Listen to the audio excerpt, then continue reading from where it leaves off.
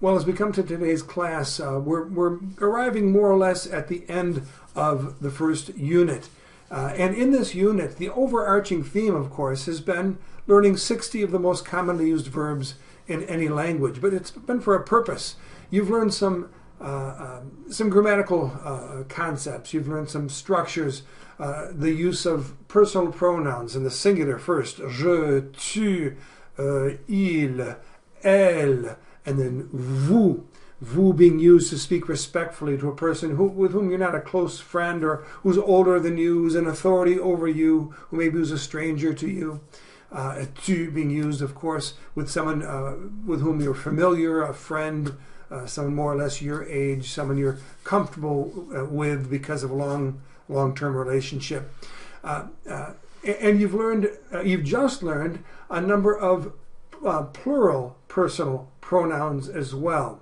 We'll come back to those in a second. You've learned how to make a negative statement. You've learned how to form a question in 2 different ways.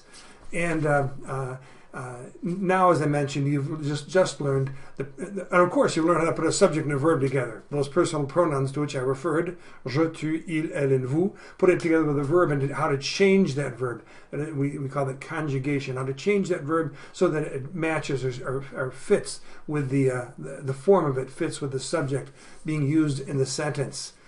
So those are all the nuts and bolts, you might say, of what you've learned in Unit 1. But the overarching idea, really even greater than just the 60 most common verbs, the theme of Unit 1, or the purpose of Unit 1, you might say, is to help you start to establish relationships with people who are French-speaking. With just that basic vocabulary and grammar that you know already, you can learn a great deal about a person, as you've evidenced in or has been evidenced in the interviews that I've conducted with people in the course of the last few classes. Well, let's take a look now at those personal pronouns to which I referred, the plural ones. The new ones that you've learned in the course of the most recent lessons are nous. You can't see, let me get my arms in here in the picture.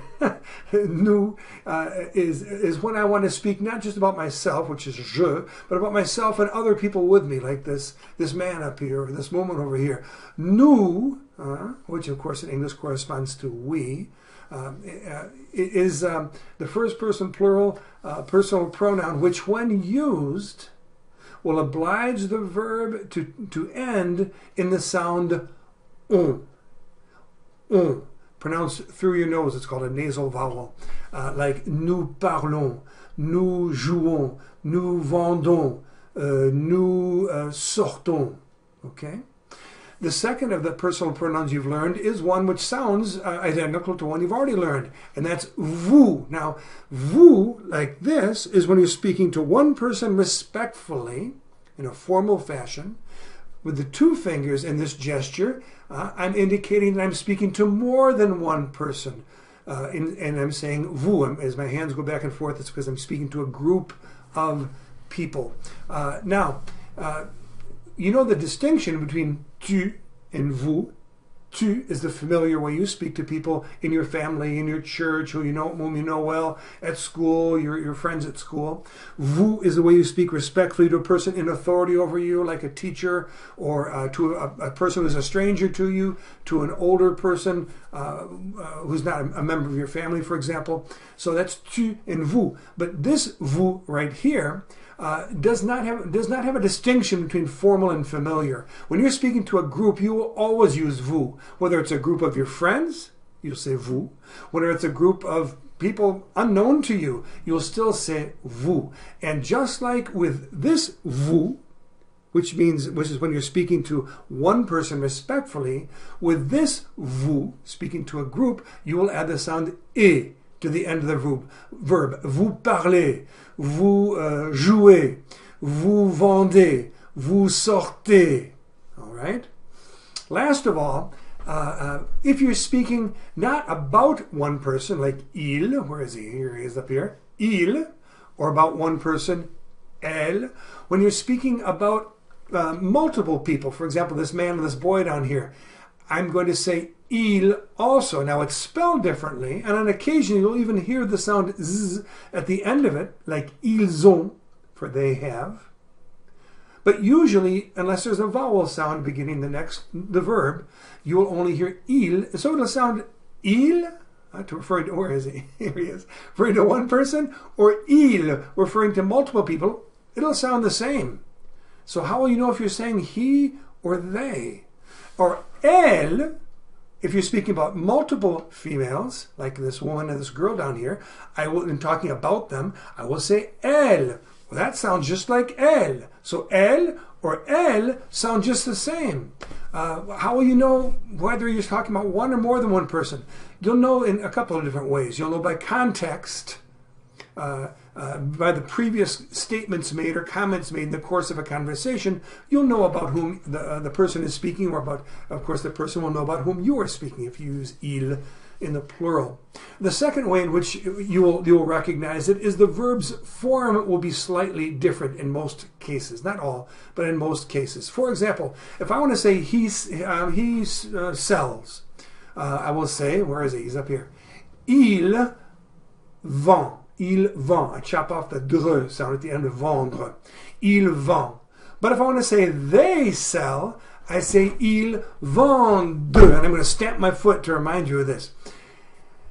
When il, plural, or elle, plural, is used, to the extent that it's possible, it's not always possible, but usually it will be, you're going to close your mouth on the verb's pronunciation, or the conjugation of the verb, the form of the verb, on the pronunciation of the verb at the end of at the verb's ending, your mouth will be closed.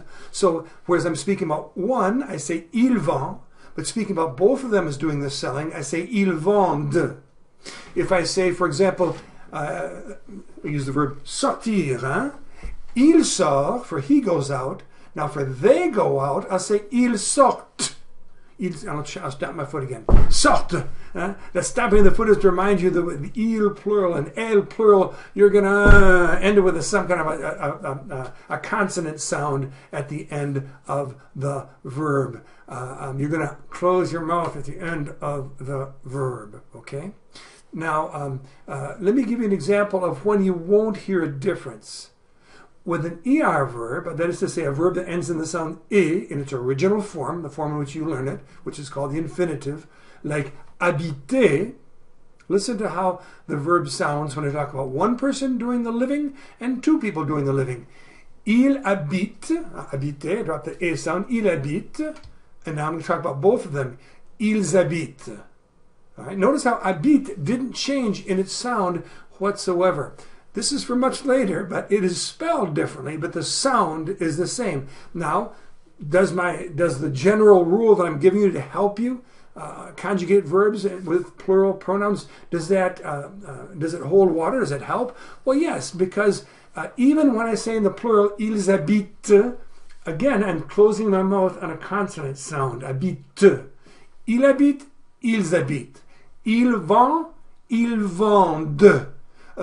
Il sort, ils sortent. Il part, ils partent. Notice how in the plural I'm ending with a consonant sound. I'm having my mouth closed at the end. So let's take parler, for example. Il parle, il parle. Well, my mouth is still closed. I'm on the l sound at the end. So that still holds true. However, with verbs that end in the sound e, that is to say parler, jouer, habiter, you won't hear a distinction between a singular pronoun and a plural pronoun and the way in which the verb is formed in those two cases. Il parle, il parle. So you'll know by context, the context of the conversation, whether il refers to one person or to multiple people, or whether elle refers to one person or multiple people, elle.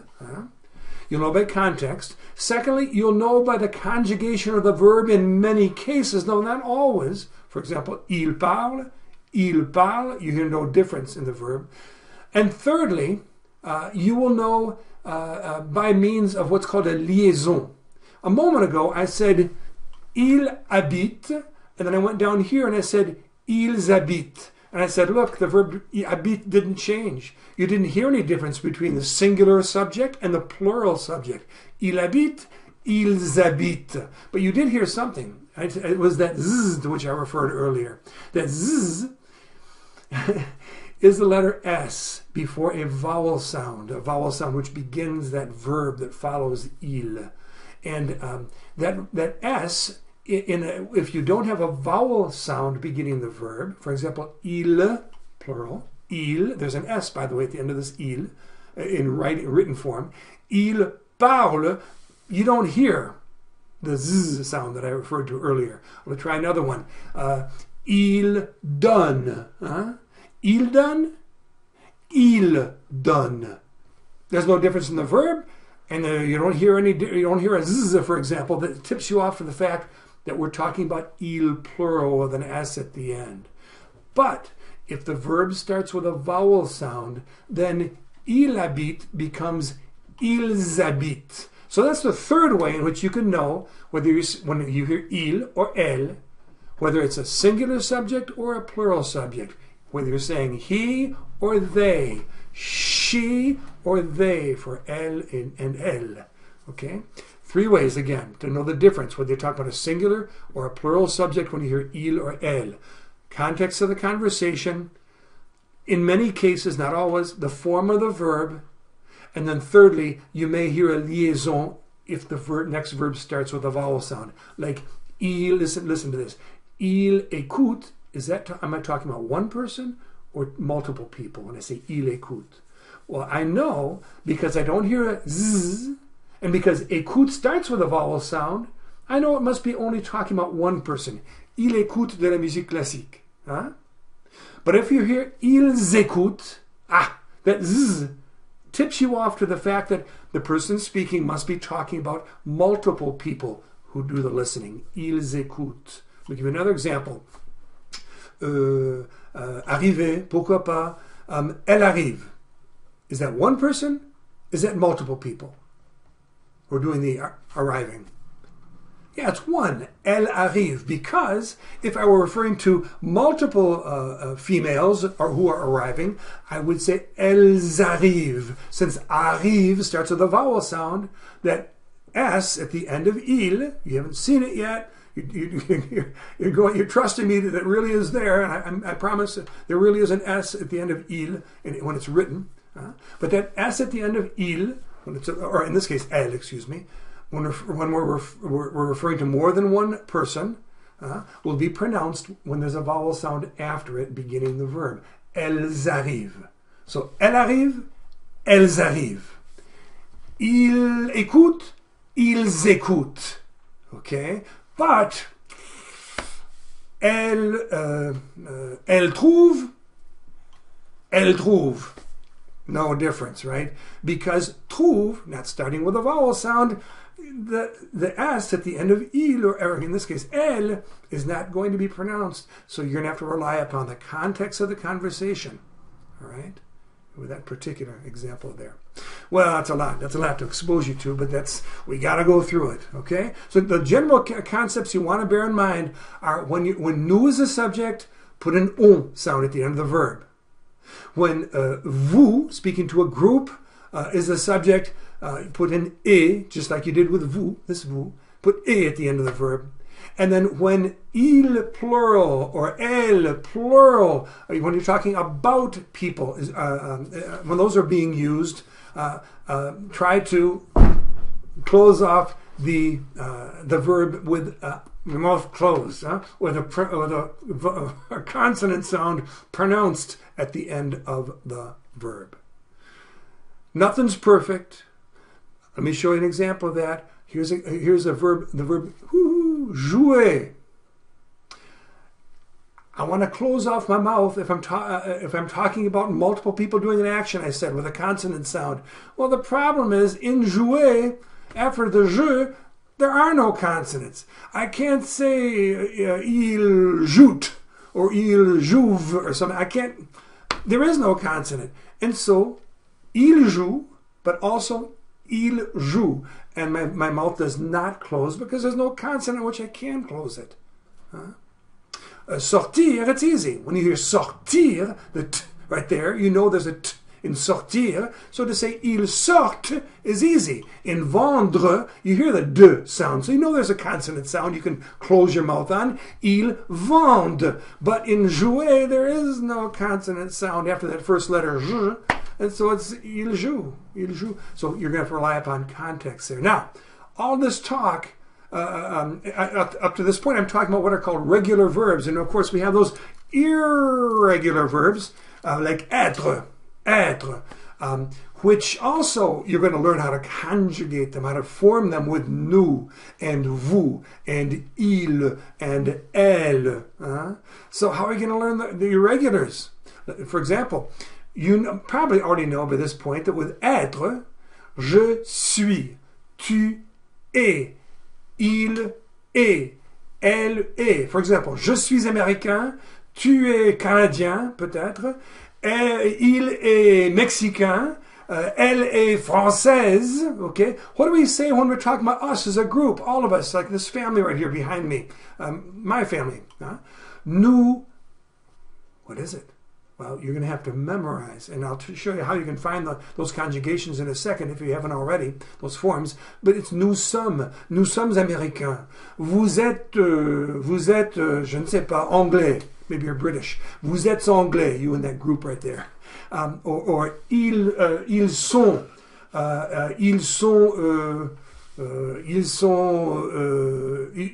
change the idea to how they're feeling. Ils sont fâchés. Or elles sont contentes. Elles sont heureuses.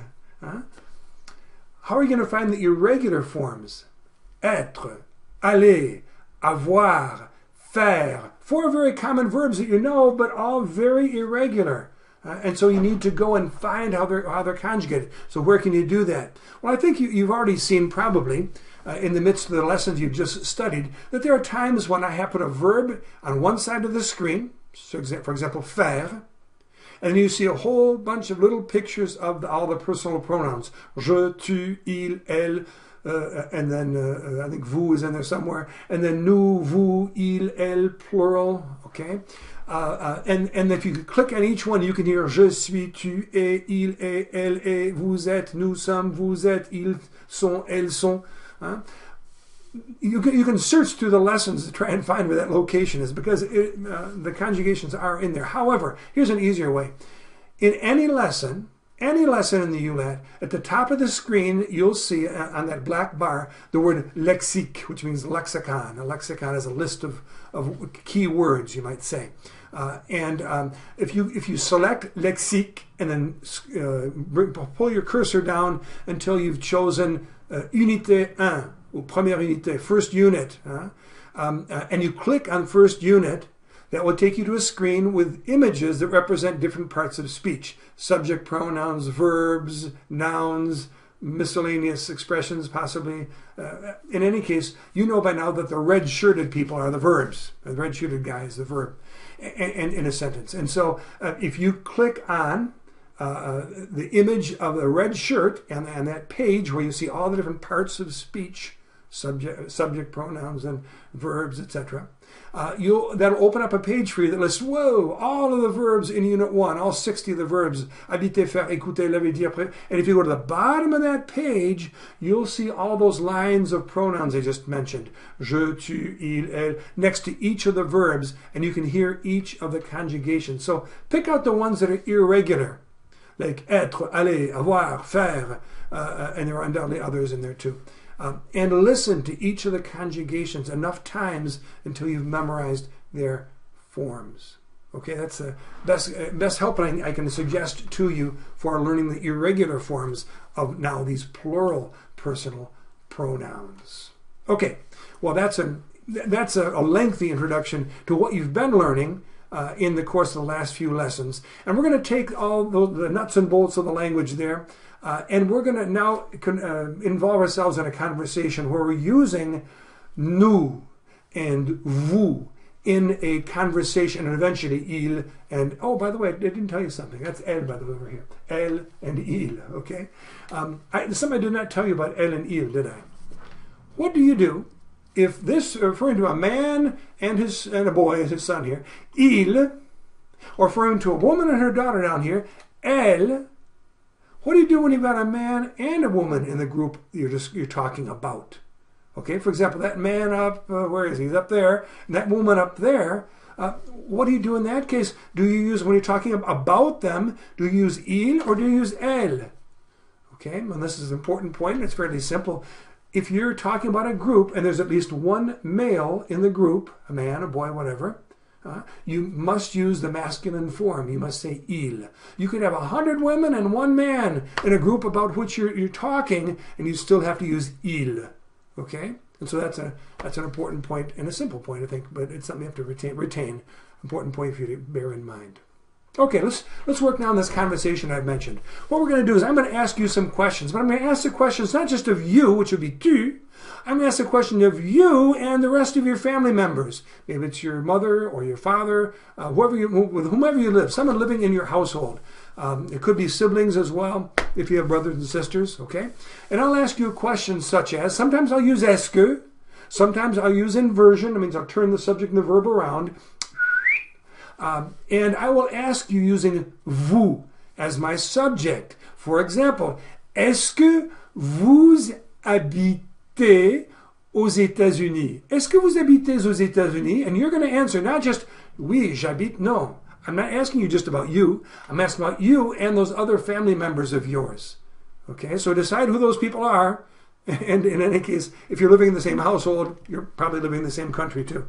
But you're going to answer with, not just je, but rather nous, because you're talking about yourself and those other people in your family. And you'll say, nous habitons aux États-Unis. Oui, nous habitons aux États-Unis.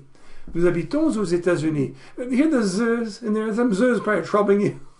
When you see the language in this next unit in written form, you'll start to understand why there's some z's that show up. If you say nous habitons aux États-Unis, I'm pretty content with that. But really, if you could see it in written form, and you would see the S's at the end of certain words, or S's at the end of the words in that sentence, followed by words that start with a vowel sound, you'd understand why I really should say nous habitons aux États-Unis.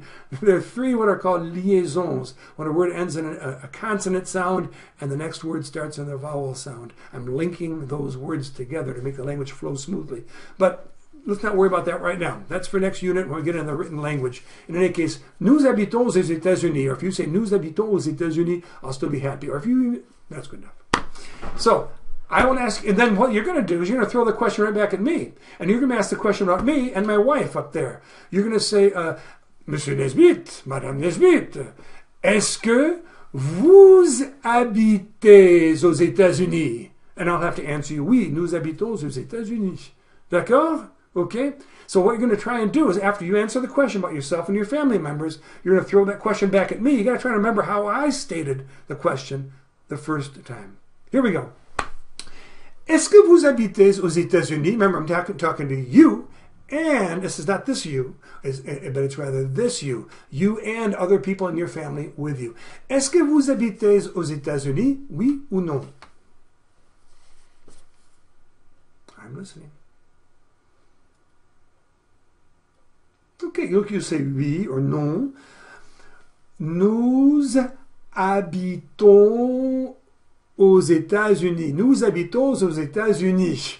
Voilà, très bien, bravo. If you don't, by the way, if you happen to live in Canada or England or some other countries that use it, where people are using the ULAT, you will say non. Nous ne habitons pas aux États-Unis. Now, you know that ne, followed by a vowel sound, does this, doesn't it? So, nous n'habitons pas aux États-Unis, and now run together really said, the way it should be said, nous habitons aux États-Unis. Oui, nous habitons aux États-Unis, or non, nous n'habitons pas aux États-Unis, nous habitons au Canada. Au Canada. Nous habitons en Angleterre. Tan, tan, tan, tan. OK. Alors ensuite, prochaine question. Et j'ai perdu mes questions. Où est-ce qu'elles sont parties? Les voilà. OK. Est-ce que vous habitez... OK, this time I'm not going to say est-ce que. Let's try and get a little variety in here. Let's use inversion. Vous habitez, hein? Habitez-vous? Did you notice something?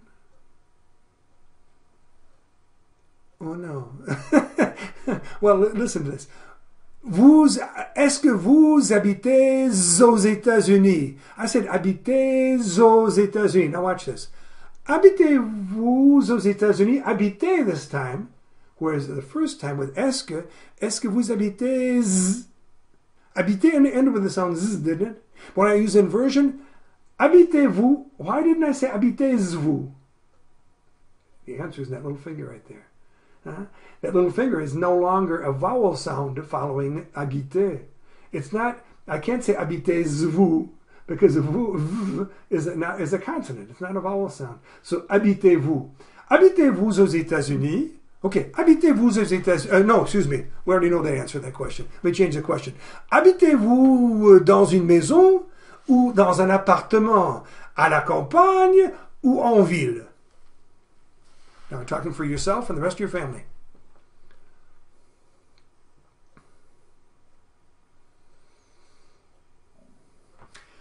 Okay, hopefully you said, nous habitons, with nous, and the verb with the sound on, nous habitons dans un appartement en ville, nous habitons dans une maison à la campagne, etc., etc. Okay, posez-moi la question.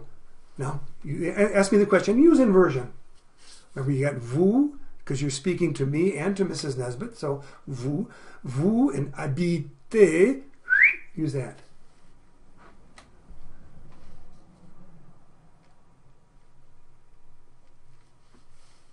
Okay, hopefully you said, habitez-vous dans une maison ou dans un appartement, à la campagne ou en ville? Okay, nous habitons, Madame Nesbitt et moi, nous habitons dans une maison à la campagne. Bravo, bravo, bravo. Ensuite, est-ce que...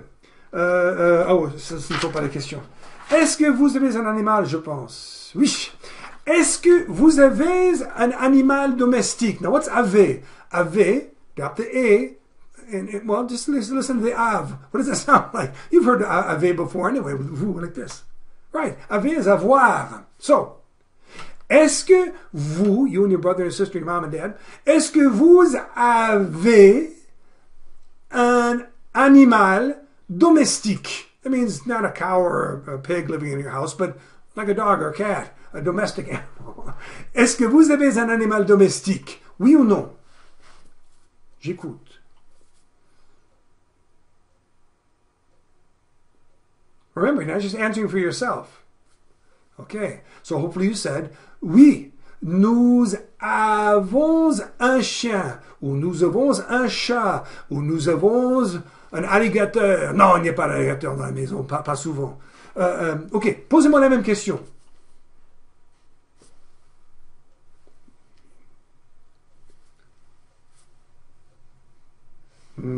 Ouf! Oui.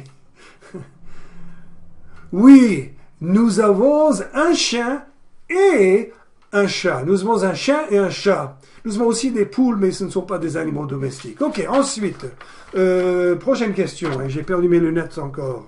Ah oui, c'est une question importante. Est-ce que...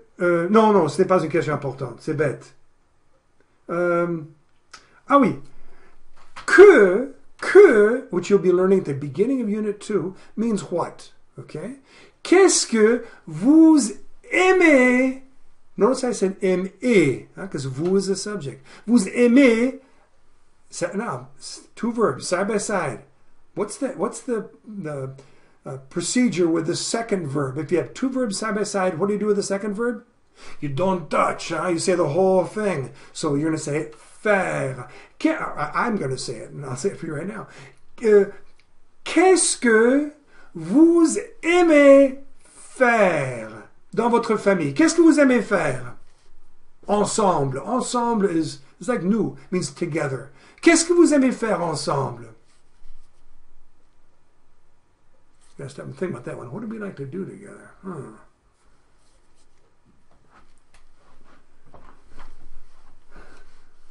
Ok, voilà. Nous aimons, par exemple, nous aimons faire du ski. Nous aimons faire du ski. We like go skiing. Nous aimons, je ne sais pas, nous aimons jouer au tennis ensemble. Nous aimons travailler dans le potager. My kids could never say yes to that. We like to work in the garden. No, they didn't. They fought against it. But in any case, nous aimons travailler dans le potager, par exemple. Whatever you happen to like to do together. Now, ask me and Mrs. Nesbitt what we'd like to do together. You start with que, and then you go quickly to this, right? Que, est-ce que, which makes qu'est-ce que. Qu'est-ce que vous aimez, the whole verb, don't cut it short, don't touch. Yeah, qu'est-ce que vous aimez faire ensemble, means together. Qu'est-ce que vous aimez faire ensemble? Alors, nous aimons lire. Nous aimons lire des livres et nous aimons nous promener. Nous promener, c'est marcher. Marcher is just the action of doing this, putting one foot in front of the other. Hein? To go for a walk is se promener. Donc, nous aimons nous promener dans le parc.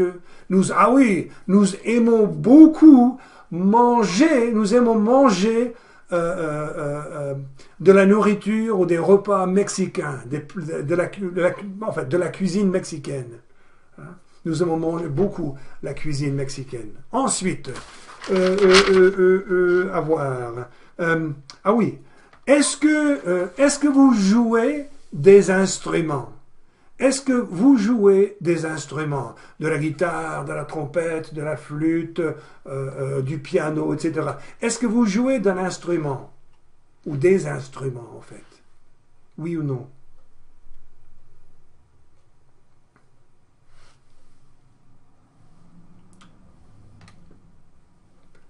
Voilà. Oui, nous jouons des instruments. Nous jouons de la flûte, du piano, de la guitare, du trombone, du cor, etc.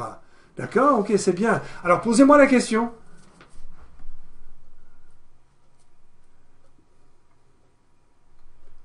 Okay, you start off with this, and they're talking to me and Mrs. Who is she? She's up there. To me and Mrs. Nesbitt, and then you're using this verb right here, and because you use this subject here, you're going to put this sound at the end. So, est-ce que vous jouez voilà, des instruments? Ok. Oui, nous jouons des instruments. En fait, toute la famille joue d'un instrument ou autre. Par exemple, je ne sais pas, j'ai un fils qui joue du trombone, un autre qui joue deux qui jouent de la trompette, une fille qui joue de la flûte, et donc cinq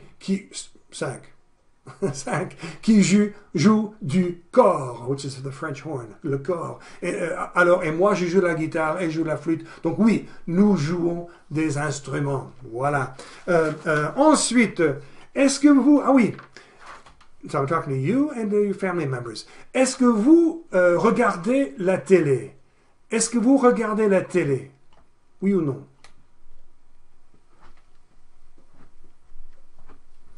Voilà, so you said, oui, nous regardons la télé, ou non, nous ne regardons pas la télé. Est-ce que vous regardez la télé beaucoup ou peu?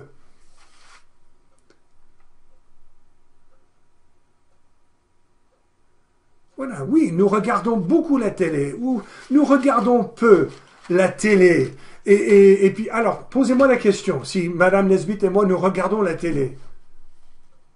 But, before you do it, let's use this time. So you're going to start off with the subject, which is, excuse me, you're talking to me, so, right, that's the subject, and this is the verb, and this is the ending of the verb. Take those two words and reverse them. Voilà, très bien. Regardez-vous la télé, Monsieur Nesbitt et Madame Nesbitt? Regardez-vous la télé? Non, nous ne regardons pas la télé. Nous regardons des vidéos, parfois, mais nous ne regardons vraiment pas la télé. Ensuite, prochaine question. Ah oui, une question un peu plus difficile. Le verbe savoir. Savoir, knock, knock, knock. Savoir can communicate the idea of to know a fact, but it also means to know how to do something. So, we're going to go back to the word what. Que, and then est-ce que. Qu'est-ce que vous savez? Now the second verb, side by side. Don't touch. Qu'est-ce que vous savez faire? Which means, what do you know how to do? As a group, you and your family. Qu'est-ce que vous savez faire? Qu'est-ce que nous savons faire?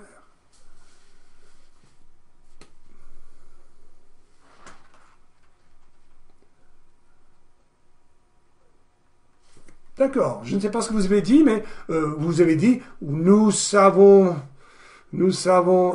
patiner sur glace. We know how to skate. Hein? Nous savons, je ne sais pas, nous savons préparer des repas, quoi. We know how to prepare meals. OK? Alors, posez-moi la question pour savoir ce que nous savons faire. Madame Nesbitt et moi seulement. Yeah, start with this, and then this. Qu'est-ce que? Yeah. Use the whole verb, yeah. Qu'est-ce que vous savez faire? Bon, Madame Nesbitt et moi, nous savons parler français, déjà. Nous savons parler français, nous savons cultiver des légumes, parce que nous avons un grand potager. Nous savons jouer, comme j'ai dit, des instruments. Et nous savons... Qu'est-ce que nous savons en plus? Je ne sais pas. Nous savons lire. Hein? Voilà, grillé. Nous savons lire des livres, etc. OK. Ensuite. Ah oui. Qu'est-ce que vous faites pour faire de l'exercice? Faire de l'exercice means to exercise. Qu'est-ce que vous faites? Qu'est-ce que vous faites pour faire de l'exercice?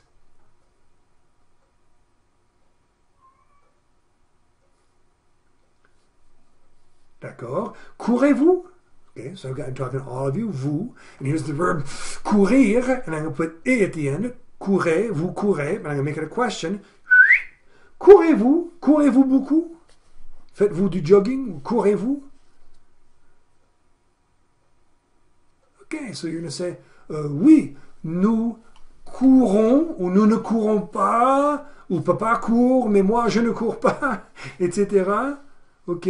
And tell me other things you do for exercise. Nous faisons du sport, nous jouons au tennis, etc. Alors demandez-moi si nous faisons du sport. Ask us if we play sports, Mrs. Nesbitt and I. Use the expression faire du sport.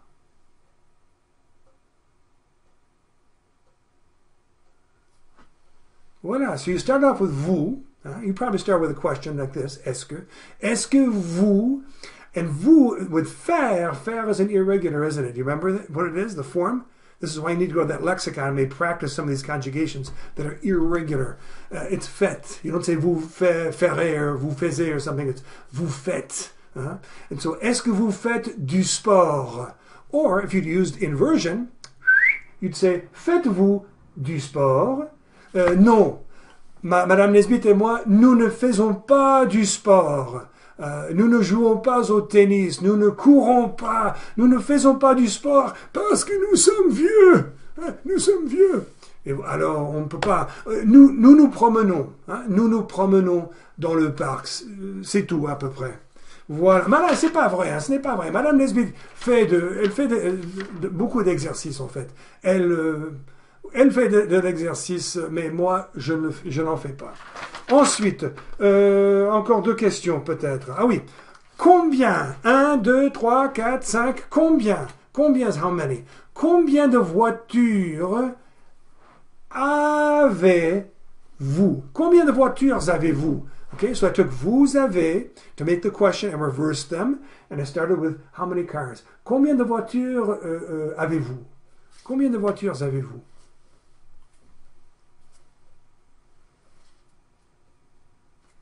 Hopefully by now you've learned at least the basic numbers.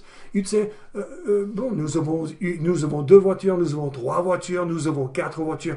Posez-moi la question. Start with combien, which also you'll be learning at the very beginning of Unit 2. Mimi. Voiture, voilà. Combien de voitures? Okay, so you could say that question 2 ways. Combien de voitures, if you want to use est-ce que vous, referring to me and Mrs. Nesbitt, combien de voitures est-ce que vous avez, or you could use inversion, combien de voitures avez-vous? Nous avons 2 voitures. Nous avons 2 voitures et cela nous suffit largement. Et puis, ah oui, est-ce que vous sortez au restaurant? Est-ce que vous sortez pour, means for the purpose of, est-ce que vous sortez pour manger au restaurant ou dans un restaurant? Oui ou non? So think about your family. You guys go out to eat?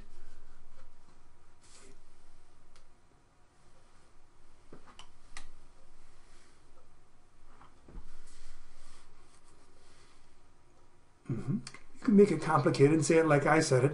Nous sortons pour manger au restaurant. Oui, nous sortons pour manger au restaurant. Ou non, nous ne sortons pas pour manger au restaurant.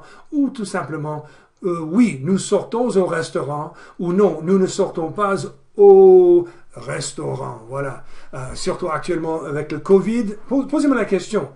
Using inversion, ask me if Mrs. Nesbitt and I go out to eat in a restaurant.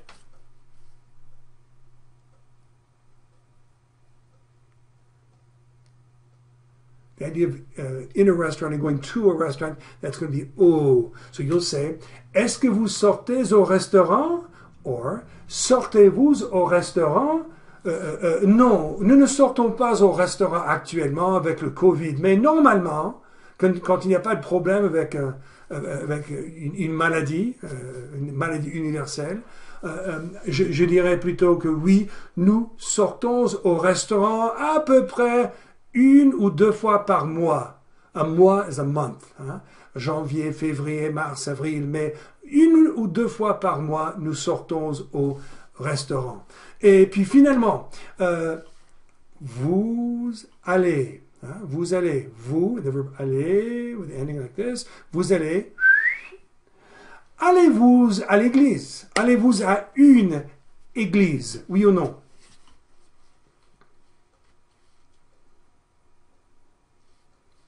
Okay, so you said, oui, nous allons à l'église, ou non, nous n'allons pas à l'église, à une église. Okay? And by the way, aller is to go. The verb assister is to attend. It sounds like assist, but it means to attend. So, oui, nous assistons à une église, ou non, nous n'assistons pas à une église. Ok, posez-moi la question. Moi et Madame Nesbitt. Use assister, the idea of to attend.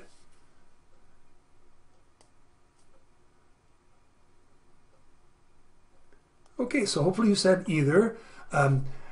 Est-ce que, referring to me and Mrs. Nesbitt, est-ce que vous assistez à une église? Or, use inversion, assistez-vous à une église? Oui, nous assistons à une église. Mais actuellement, avec le COVID, nous regardons le service ou le culte à la télé plutôt. Hein? Bon, now, what's your assignment? I said third of all, there's going to be an assignment for you to do once this class comes to an end and the video finishes.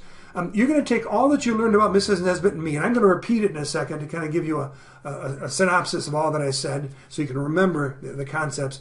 And you're going to talk to someone else in your home about Mr. and Mrs. Nesbitt. So in other words, we've used vous and we've used nous, but we have not used il or elle, okay? And so il, referring to Mr. and Mrs. Nesbitt, you're going to talk to someone about me. Now, it's probable no one in your home speaks French. So either you're going to irritate your mother while she's washing the dishes in the kitchen, or you talk to your dog, for example, and just tell them him or her, all that you can about what you've learned about Mr. and Mrs. Nesbitt. So you'll say il, and remember, as you talk about us, il, and you say the verbs, try to finish that verb with your mouth closed, with a consonant sound at the end of the verb's stem, the beginning of the verb.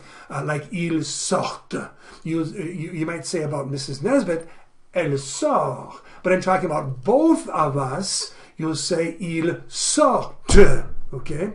And so bear that in mind. Here's a quick review of some facts about us, about which you will speak to someone else, to your dog, to your cat, in talking about Mr. and Mrs. Nesbitt when this video is finished. So here we go.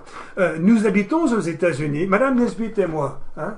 Nous habitons aux États-Unis, nous habitons dans une maison à la campagne.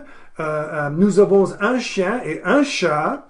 Nous aimons lire des livres ensemble. Nous ne regardons pas la télé. Nous regardons des vidéos, par contre. Nous aimons beaucoup la musique, nous jouons, chacun nous jouons d'un instrument, Moi, je joue de la guitare, elle joue de la flûte. Qu'est-ce qu'il y a encore? Ah oui, nous parlons français et nous parlons un peu, en fait, ma femme parle un peu l'espagnol aussi, mais c'est surtout nous parlons français et anglais, bien entendu. Et nous savons, qu'est-ce que nous savons faire? Nous savons jouer d'un instrument, nous savons cultiver des légumes, nous savons chanter aussi, plus ou moins.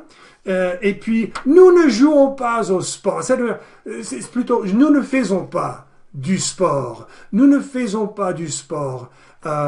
Mais nous aimons nous promener dans le parc.